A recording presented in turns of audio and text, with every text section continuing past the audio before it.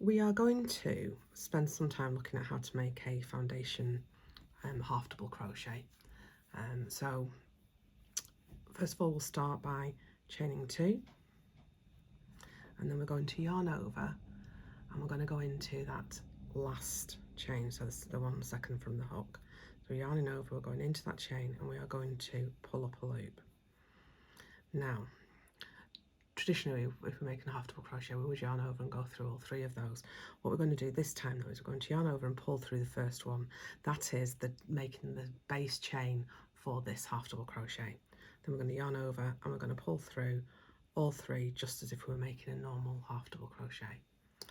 Then we're going to make the next one by yarning over, going through that bottom chain, pull a loop through. We're going to make the next chain by yarning over and pulling through the first one, and then yarn over and pull through all 3. And this is how we continue to make that all the way along.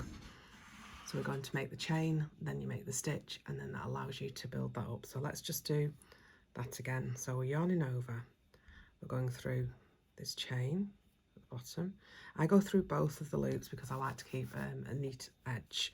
And then yarn over, pull a loop to make the chain, yarn over and pull through 3, and then 1 more. So yarn over, through the chain from the one before, pull up a loop, yarn over, through 1, yarn over and through them all. Okay, so we've got 1, 2, 3, 4. Sorry, I'll pull that one really tight now.